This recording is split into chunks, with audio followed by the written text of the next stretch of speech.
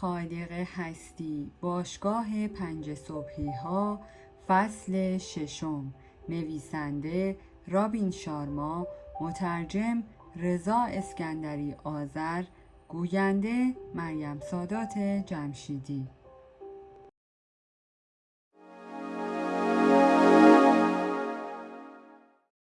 پرواز به قله‌های بهره‌وری مهارت و شکست ناپذیری. عمر شما محدود است، بنابراین آن را با تلاش برای زندگی کردن جای یک نفر دیگر تلف نکنید. در تله تفکر دگم غالب، یعنی زندگی کردن بر اساس فکر و نظر دیگران، نیفتید. اجازه ندهید هیاهوی عقاید دیگران ندای درون شما را ضعیف کند و از همه مهمتر شهامت لازم برای پیروی از قلب و بینش خود را داشته باشید. قلب و بینشتان پیشاپیش می‌داند که شما واقعاً دلتان می‌خواهد به چه کسی تبدیل شوید. استیو جابز.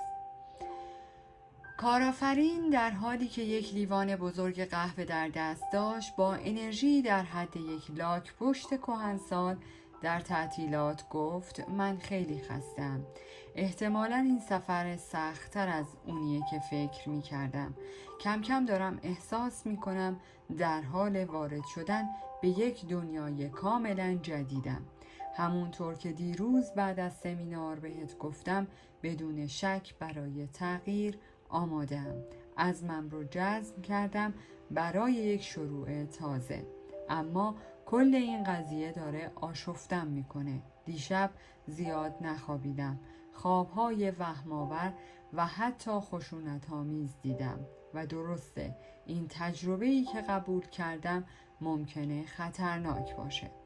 هنرمند گفت: راستش منم خیلی داغونم. متنفرم از اینکه صبح به این زودی بیدار بشم. ایده خیلی مزخرفی بود. 2 انسان شجاع روی پیاده‌رو بیرون تالاری ایستاده بودند که سخنران روز قبلش نطق افسانه‌ایش را ایراد کرده و با نقش زمین شدنش قلب‌های بسیاری را شکسته بود. ساعت 4:49 صبح بود. هنرمند با لحنی خشن فریاد زد: عمرن پیداش بشه. او سر تا پا مشکی پوشیده و یک دستمال گردن سرخ یاقوتی خالخال ریز روی مچ دست چپش بسته بود. همان بوت‌های دیروز را به پا داشت. چشم‌ها را ریز کرد و به آسمان نگاهی انداخت و بعد دستهای خالکوبیش را روی سینه قلاب کرد. کارآفرین یک ساک ورزشی نایلونی روی شانه داشت، یک بلوز ابریشمی با آستین‌های گشاد، شلوار جین آبی مارکدار و یک جفت صندل پاشنه بلند پوشیده بود. از همانهایی که خارج از ساعت کار روی تن سوپر مدل هایی میبینید که عینک هایی به سایز غروب آفتاب در جزایر یونان به چشم میزنند. لبهایش مچاله شده و خطوط چهرش به شکلی جالب یکدیگر را قطع کرده بود. با پوزخندی گفت: شرط میبندم سر و کله‌اش پیدا نمیشه. کاری به ساعت گرون قیمتش ندارم. سخنور بودنش هم برام اهمیتی نداره. حالا هم اینکه من رو یاد پدرم میانداخت اصلاً برام معنایی نداره. خدایا چقدر خستم. احتمالاً توی اون سمینار بود، چون جای دیگه ای رو نداشت که چند ساعتی توش استراحت کنه. احتمالاً درباره برنامه صبحگاهی باشگاه 5 صبحی ها هم اطلاعاتی داشت، چون اون قسمت از حرفهای سخنران رو شنیده یا شاید هم دزدیده بود و اون هواپیمای خصوصی که ازش حرف میزد احتمالاً یه قسمت از توهمات محبوبش بوده. کارآفرین برگشته بود به همان حس بدبینی آشنا و مخفی شدن در دژ محافظتی خودش. به وضوح امید روز قبل در او کمرنگ شده بود. درست همان لحظه یک جفت چراغ هالوژن پرنور به دیوار تاریکی نفوذ کرد. دو هم قطار به هم نگاه کردند. کارآفرین لبخندی زد. زیر لب به خودش گفت خیلی خوب، شاید حس غریزه واقعا از منطق قوی تره. یک رویز رویز براق به رنگ زغالی کنار جدول خیابان نگه داشت. مردی با یونیفرم اتو کشیده سفید به چابکی از اتومبیل پیاده شد و با نزاکت مدل قدیمی سلام کرد. همانطور که ساک‌هایشان را با یک حرکت حرفه‌ای توی اتومبیل می‌گذاشت، با لهجه بریتانیایی گفت صبح عالی بخیر سرکار خانم، و همینطور صبح جناب عالی آقای محترم. هنرمند با نزاکتی در حد دهاتی که هرگز پایش را از جنگل بیرون نگذاشته بود گفت پس اون رفیق هلیکوپتریمون کو؟ راننده نتوانست جلوی خنده‌اش را بگیرد، اما خیلی زود به خودش مسلط شد. خیلی متاسفم قربان. بله، میشه اینطور گفت که جناب رایلی در امر لباس پوشیدن خیلی متواضعانه عمل میکنن. وقتهایی که به قول خودش نیاز هست که کر و کثیف ظاهر بشن این کار رو میکنن. ایشون اغلب اوقات به طرز چشمگیری تجملاتی زندگی میکنن و عادت دارن هر آنچه رو که اراده کنن داشته باشن. دقیق تر بگم تمام آنچه اراده کنن و نکنن، بنابراین هر از گاه کارهایی رو انجام میدن تا مطمئن بشن تواضع و انسانیتشون برقرار میمونه. باید اضافه کنم این هم بخشی از جذبه عجیبه ایشونه. جناب رایلی ازم خواستن اینها رو تقدیم حضورتون کنم. راننده 2 پاکت از جیبش در آورد که از مرغوب ترین کاغذ تهیه شده بود. کارآفرین و هنرمند وقتی بازشان کردند با این نوشته مواجه شدند: سلام رفقا، امیدوارم حالتون عالی باشه. دیروز واقعا قصدم ترسوندنتون نبود، فقط نیاز بود در حالت آماده باشم. اپیکتوتوس، یکی از فلاسفه محبوبم، زمانی نوشت نه یک گاو و نه یک انسان جسور و شریف یکباره به آنچه مقدر است تبدیل نمی شود. باید تعالیم سخت را پشت سر بگذارد، خودش را آماده کند و هرگز بیگدار به آب نزند. من هفته 1 بار داوطلبانه خودم رو در شرایط سخت قرار میدم، یا با لباس پوشیدن مثل دیروز، یا با هفته 1 روز روزه گرفتن، یا با ماهی 1 شب روی زمین خوابیدن و از این طریق خودم رو قوی، منضبط و متمرکز روی چند اولویت اصلی که زندگیم رو حول اونها ساختم نگه میدارم. بگذریم. امیدوارم پرواز عالی داشته باشید و به زودی در بهشت میبینمتون. از همینجا در آغوشتون میگیرم. راننده ادامه داد: لطفاً به خاطر داشته باشید که ظاهر افراد میتونه گمراه کننده باشه و لباس افراد الزاماً معرف شخصیتشون نیست. شما دیروز با مرد بزرگی آشنا شدید. ظاهراً واقعاً نمیتونه کیفیت وجودی شخص رو فاش کنه. هنرمند در حالی که با بوت مشکی لگدی نثار آرم درخشان رویز رویز وسط قالپاق اتومبیل میکرد گفت گمونم ریش تراشم نمیتونه این کار رو بکنه. جناب رایلی محال چیزی رو که الان دارم خدمتتون عرض میکنم به شما بگن، چون خیلی فروتن و متینن، اما آقایی که جناب عالی با لفظ هپلی خطابشون کردید دست بر قضا یکی از ثروتمندترین افراد دنیان. کارآفرین با چشمهای گشاد شده پرسید دارید جدی میگید؟ کاملا سرکار خانم. راننده حین باز کردن در مؤدبانه لبخند زد و دست سفید پوشش را در هوا تکان داد و هر 2 سرنشین را به داخل اتومبیل دعوت کرد. صندلی‌ها رایحه خاص چرم نو را داشتند. چوبکاری داخل کابین ظاهراً کار دست خانواده کوچکی از صنعتگران بود که آوازهشان را روی همین دغدغه کوچک بنا کرده بودند. جناب رایلی داراییشون رو سالها قبل در زمینه‌های متعدد تجارت کسب کردند. در ضمن ایشون جزء سرمایه گذاران اولیه شرکتی بودند که امروزه در سطح بین المللی مورد تحسین همگانه. بنا به احتیاط از ذکر نام اون شرکت معذورم و چنانچه جناب رایلی مطلع بشن که بنده درباره مسائل مالی ایشون با شما صحبت کردم شدیداً از بنده مایوس خواهند شد. ایشون دستور دادن که با شما در نهایت دقت و مواظبت رفتار بشه و مراتب ارادت و اطمینان ایشون به محضر شما سروران ابلاغ بشه و همینطور وظیفه دارم شما رو صحیح و سالم به آشیانه شماره 21 برسونم.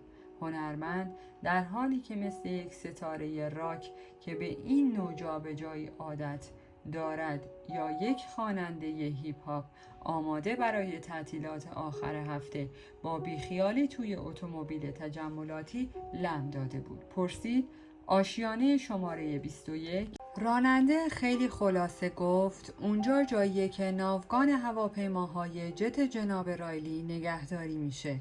کارآفرین در حالی که چشمهای زیبای قهوه‌ایش با نگاهی شدیداً کنجکاو روشن شده بود پرسید ناوگان؟ تنها جوابی که راننده داد این بود بله. حین حرکت اتومبیل در خیابان‌های اول صبح سکوت در کابین حاکم بود. هنرمند همانطور که در عوالم خودش بطری آبی را در دست می‌گرداند از پنجره بیرون را تماشا می‌کرد. سالها بود طلوع خورشید را ندیده بود. اعتراف کرد خیلی خاصه، حقیقتاً زیباست. توی این وقت روز همه چیز چقدر آرومه، هیچ سر و صدایی نیست. چه آرامشی. حتی با این که الان خسته‌ام واقعاً میتونم فکر کنم همه چیز برام واضح تره. الان دیگه توجهم مدام بین چیزهای مختلف جابجا نمیشه. انگار باقی دنیا خوابن. چه آرامشی. سوار نظامی از شعاعهای کهربایی نور، پالت اسیری سپید دم و همچنین آرامش حاکم بر این لحظه سر ذوقش آورده و غرق هیبتش کرده بود. کارآفرین راننده را وارانداز کرد. در حالی که با بیقراری با موبایلش برمی رفت گفت خب بیشتر درباره رئیستون برام بگید. از دادن اطلاعات بیشتر معذورم. فقط بدونید که ثروت ایشون بالغ بر چند میلیارد دلاره. ایشون بیشتر ثروتش رو خرج خیریه کردن. جناب رایلی مسحور کننده ترین، سخاوتمند ترین و شفیق ترین فردیان که بنده میشناسم. ایشون از قدرت اراده بالایی برخوردارن و به ارزش‌های محکمی مثل صداقت، همدلی، شرافت و وفاداری پایبندند و البته جسارتاً باید عرض کنم واقعاً مرد عجیب و غریبی‌اند. درست مثل بسیاری از افراد خیلی خیلی خیلی ثروتمند. کارآفرین به قصد اعلام موافقت گفت بله متوجه شدم، ولی برام جالبه بدونم که چی باعث میشه بگید ایشون عجیب و غریبن. جواب راننده خیلی سرراست بود. خواهید دید. رویس خیلی زود به یک فرودگاه خصوصی رسید. اثری از آقای رایلی نبود. راننده به سرعت به جت آجی رنگ نزدیک شد که پیدا بود در نهایت دقت وسواس نگهداری میشه. تنها رنگ نوشته موجود روی بدنه و روی دم هواپیما به چشم میخورد.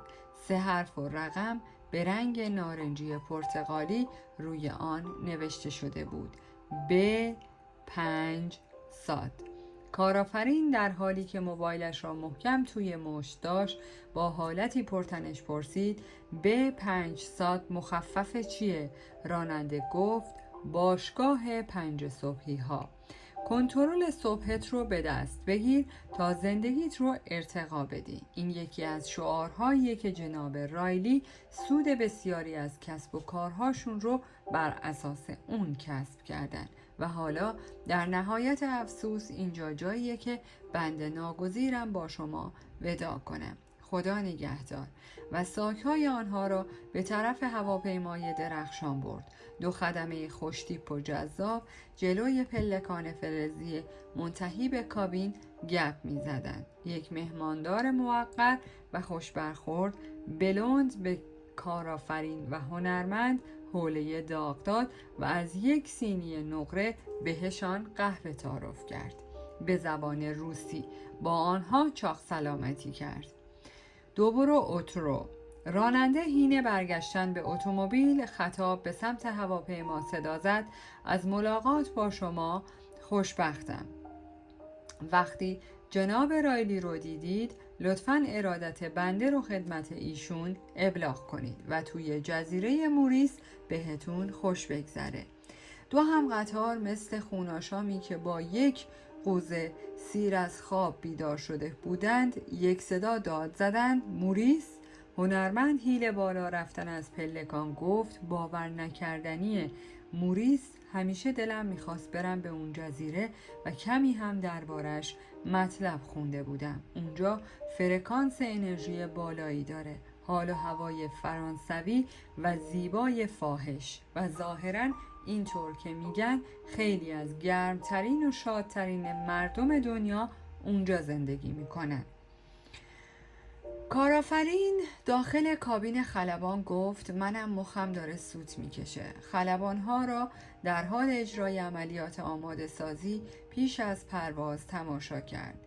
منم شنیدم که موریس جای زیباییه و مردمش خیلی مهربون، دستگیر و از لحاظ معنوی پیش رفتند. بعد از یک تیکاف بی‌نقص هواپیمای درجه 1 به درون ابرها اوج گرفت. وقتی به ارتفاع ثابت پرواز رسیدند شامپاین سرو شد. بهشان خاویار تعارف کردند و تعدادی غذای اصلی بی‌نظیر برایشان آماده کردند. کارآفرین تا حد زیادی احساس خرسندی می کرد و حالا کمتر از فکر اقدام بیرحمانه سرمایه گذارهایش در جهت غضب شرکتش برانگیخته بود. بله، شاید الان وقت مناسبی برای رفتن به تعطیلات و آموختن فلسفه 5 صبح و متد شناسی نهفته در آن نبود که مثل سوخت موشک عامل تبدیل شدن آقای رایلی به غول کسب و کار و بشر دوست بین الملل به حساب می آمد. یا شاید هم این زمانی کاملا مناسب بود برای فرار از واقعیت معمول و کشف روش موفقترین، تأثیرگذارترین و شادترین افراد دنیا برای آغاز کردن روز. بعد از کمی نوشیدن شامپاین کارآفرین فیلمی تماشا کرد. بعد به خوابی عمیق فرو رفت. هنرمند کتابی با عنوان مایکل آنجلو و رافائل داو استادان هنر در تعطیلات با خود داشت. چند ساعتی به مطالعه آن پرداخت. می توانید تصورش را بکنید چقدر احساس رضایت می کرد.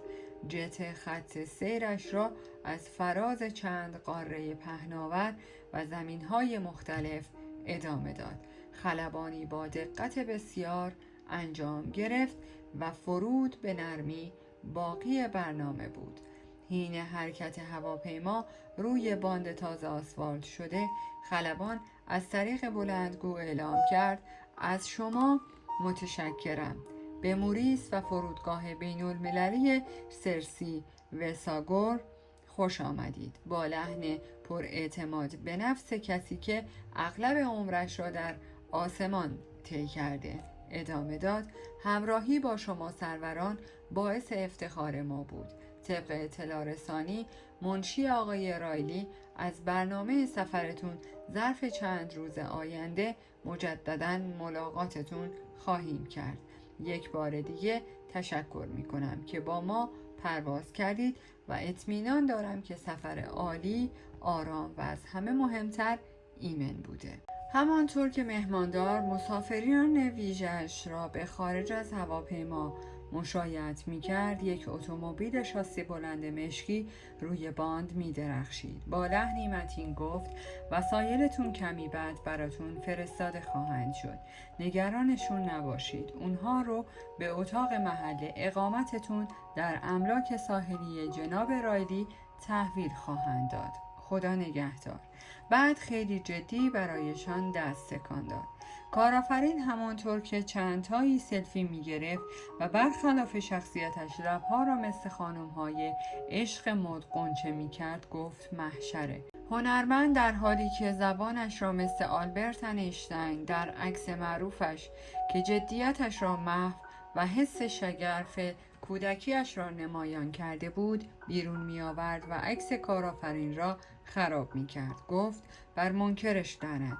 این حرکت رنج روور در امتداد بزرگ را ساقه های بلند نیشکر در نسیم معطر اقیانوس هند در نوسان بودند. راننده ساکت، کلاه سفیدی مثل همانهایی که خدمتکارهای هتل‌های 5 ستاره دارند به سر داشت و کت و شلوار خاکستری تیره اتو خورده‌ای به تن کرده بود که نشان از نوعی حرفه‌ای‌گری نامحسوس و موقرانه داشت.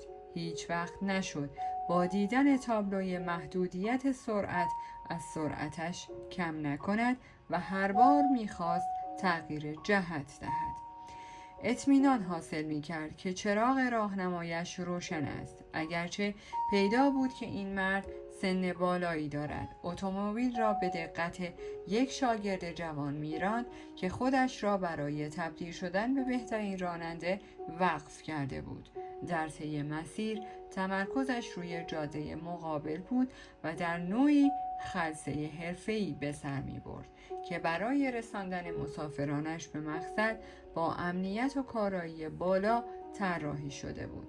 از میان چند دهکده کوچک گذشتند که انگار بعد زمان درشان معنا نداشت. بته‌های گل کاغذی در حاشیه خیابان‌ها به چشم می‌خوردند. سگ‌های وحشی با ژست سلاطین جاده روی خط نصف النهار ایستاده بودند و در یک بازی جوجه مرگبار با اتومبیل شاسی بلند رویارویی می‌کردند.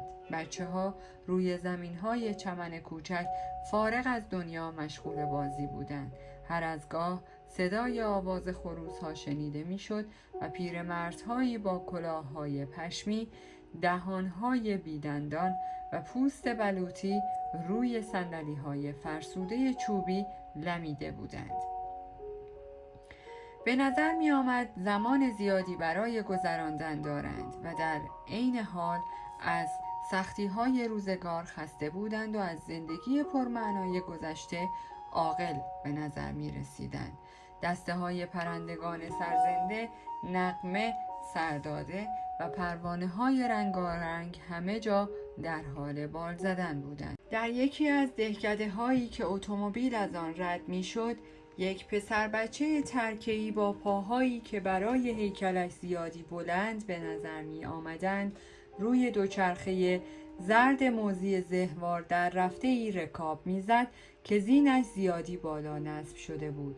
در دهکده دیگر گروهی دختر نوجوان با تاب رکابی، شلوارک مخصوص موج سواری و دمپایی در خیابان باریک و در عین حال تمیز به دنبال مردی با شلوارک سبز ارتشی و تیشرتی با نوشته جوجه کبابی شماره 1 روی پشتش حرکت می کردند.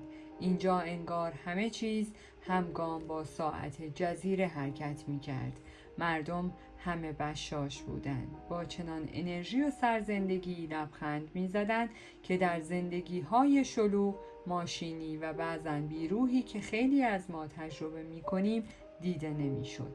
ساحل ها به طور غیرقابل توصیفی زیبا بودند. باغ‌ها تماماً پرشکوه بودند و در ورای این منظره که آدم را یاد نقاشی‌های پل گوگن می‌انداخت، تعدادی کوه قرار داشتند که انگار توسط یک مجسمه ساز اهل فلورانس قرن 16 تراشیده شده بودند.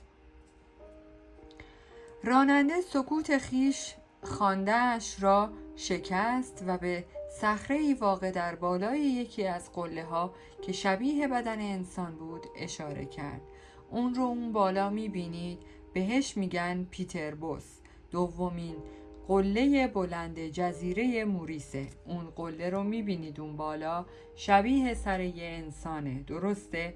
و انگشتش رو به سمت بالای صخره گرفت. هنرمند گفت بدون شک شبیه سر یه انسانه. راننده ادامه داد وقتی مدرسه ابتدایی می رفتیم برامون داستان مردی رو گفتن که نوک اون کوه خوابش میبره. اون با صدای عجیبی از خواب بیدار میشه و میبینه فرشته ها و پری ها دارن دورش میرقصن.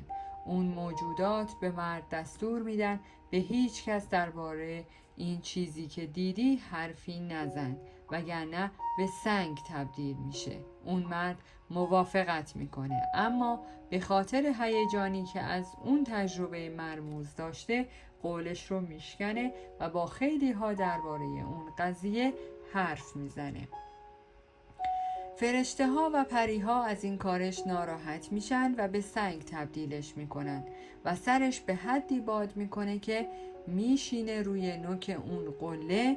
با عظمتی که الان دارید بهش نگاه میکنید. حالا اون به هر بیننده یادآوری میکنه که باید سر قولش بمونه و برای حرفش ارزش قائل باشه. اتومبیل از کنار دهکده دیگری گذشت. موسیقی از بلندگوی کوچکی روی ایوان جلوی خانه‌ای در حال پخش بود و 2 پسر و 3 دختر نوجوان با گلهای سفید و صورتی توی موهایشان شادمانه در حال رقص بودند. سگ دیگری در پس زمینه پارس می کرد. کارآفرین گفت چه داستان عالی! شیشه پنجره‌اش پایین و موهای قهوه‌ای موجدارش اسیر دست باد بود. پوست صورتش که معمولاً خطوطی در خود داشت اکنون کاملاً صاف بود. حالا کلماتش را آهسته تر ادا می کرد. نوعی آرامش بی سابقه از صدایش برمیخاست. یکی از دستهایش روی صندلی به فاصله کمی از دست هنرمند با خالکوبی های ظریف روی انگشت میانی و اشارهش قرار داشت. راننده که حالا بعد از مدتی دمخور نبودن تازه گرم شده بود گفت مارک تو این زمانی نوشت اول موریس خلق شد و بعد بهشت و بهشت را از روی موریس ساختند.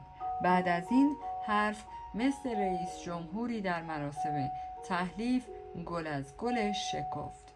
هنرمند که حالا آن حال و هوای گایتیک و معترضش با حالتی سبک بیخیال آرام جایگزین شده بود گفت تا حالا همچین چیزی ندیده بودم و ارتعاشی که اینجا حس می کنم داره خلاقیتم رو حسابی رو میاره.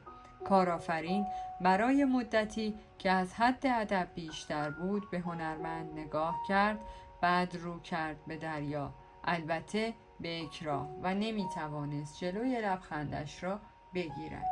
صدای راننده از بلندگوی اتومبیل شنیده میشد. 5 دقیقه دیگر میرسیم. بعد یک لوح دستساز به مسافرانش داد که ظاهراً از طلا ساخته شده بودند. لطفاً اینها را مطالعه کنید. روی لوح‌های فلزی 5 پاراگراف به دقت و ظرافتی مشهود حک شده بود. لوح‌ها این شکلی بودند: قانون شماره 1: اعتیاد به عوامل حواس پرتی به معنای پایان بهره‌وری خلاق شماست.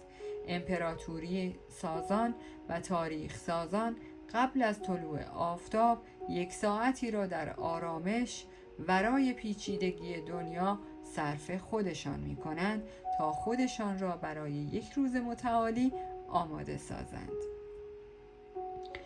قانون شماره 2: بهانه باعث ایجاد نبوغ نمی شود. اینکه قبلا عادت سحرخیزی را در زندگیتان نگنجانده اید بدین معنا نیست که حالا هم قادر به آغازش نباشید.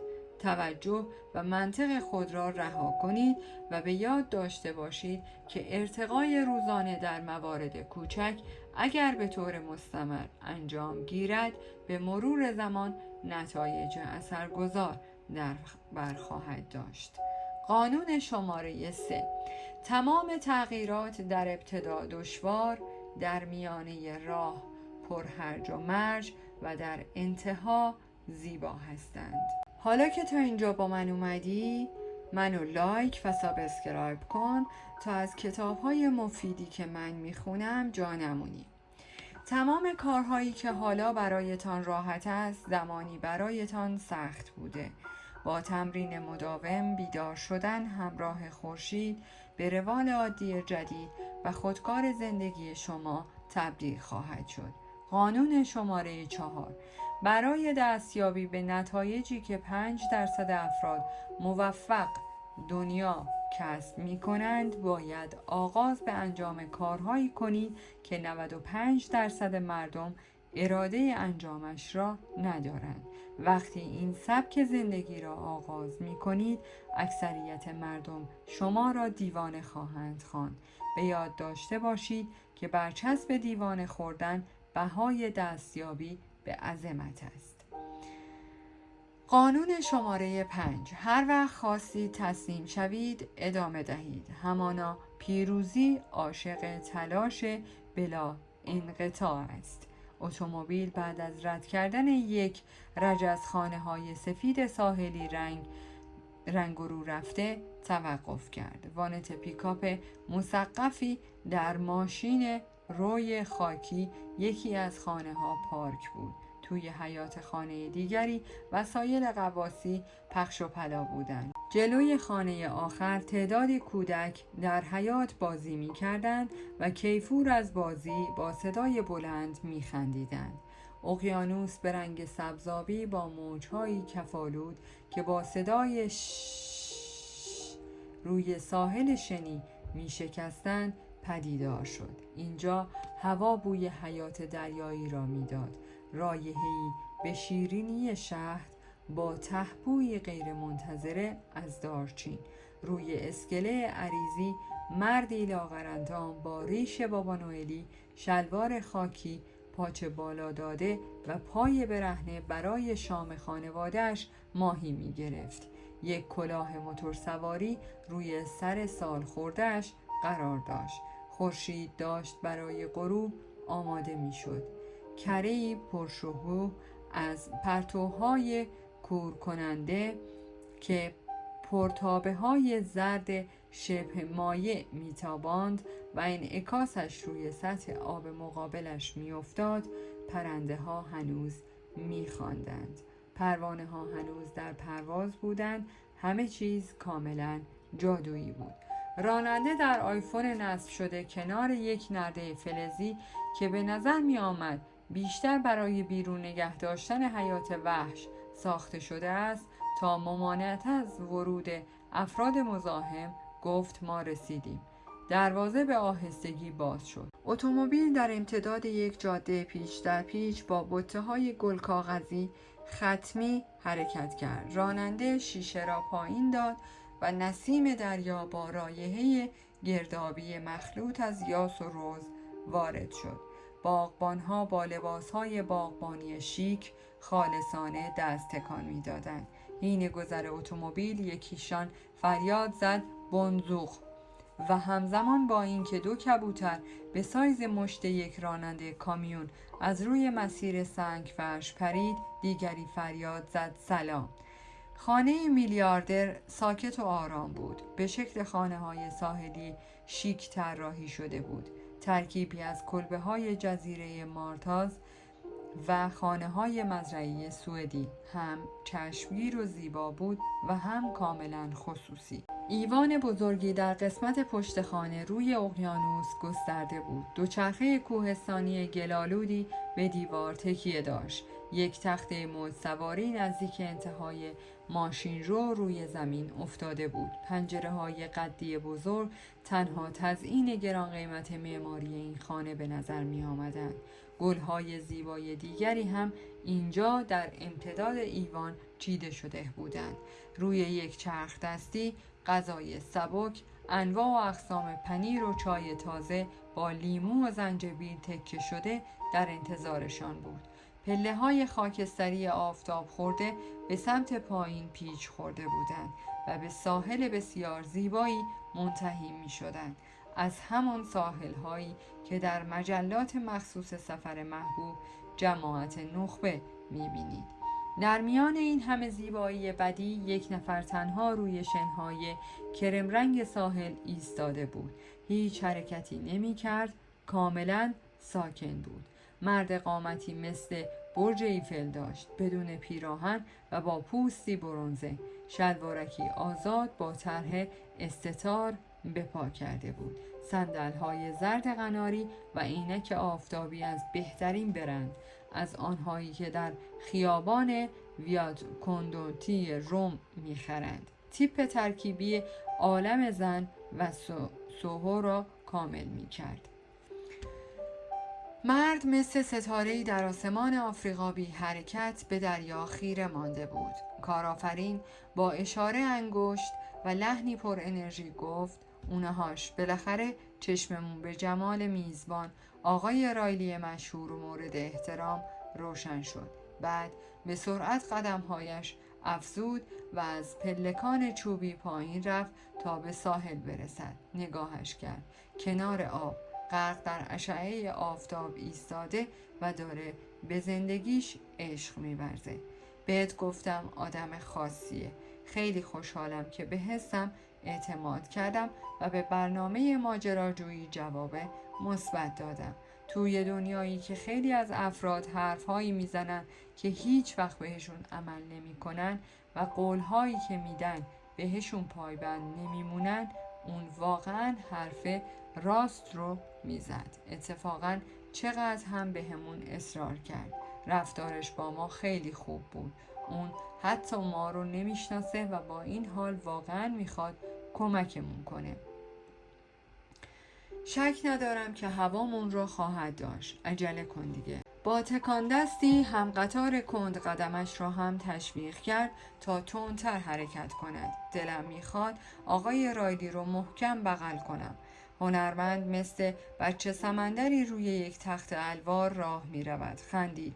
زیر نور خیره کننده آفتاب پیراهن مشکیش را در آورد و شکمی به سایز شکم بودا و سینه هایی به سایز انبه آبدار را نمایان کرد. نقاش در حالی که قدمهایش را تند می کرد تا به کارآفرین برسد گفت: منم حس تو را دارم. اون واقعا به حرفای خودش عمل میکنه. پسر، من واقعا یکم نور آفتاب نیاز دارم. داشت به سختی نفس میزد. همانطور که دو مهمان به طرف مردی میرفتند که بر لبه دریای این مجموعه ساحلی شبه نیروانا ایستاده بود، متوجه شدند که هیچ خانه دیگری در میدان دید قرار ندارد. فقط تعدادی قایق چوبی ماهیگیری بود که رنگ بدنشان به واسطه سالها مهار شدن در آبهای کم عمق نزدیک ساحل ورقه شده بودند و سواری خورشید که در حال ستایش این امپراتوری ساز با عینک آفتابی ایتالیایی‌اش بود، هیچ تنابنده دیگری شاهد این صحنه نبود. هیچ کجا.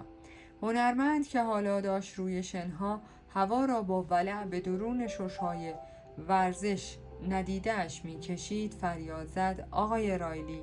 هیکل ثابت مرد درست مثل نگهبانان کاخ باتینگهام در انتظار رسیدن ناوگان جابجایی سلطنتی سر جای خود ایستاد. کارآفرین هم با اشتیاق فریاد زد: آقای رایلی! جوابی نیامد. مرد همچنان به دریا و کشتی‌های حمل کانتینری خیره ماند که به سایز استادیوم راگبی روی خط افق پراکنده بودند.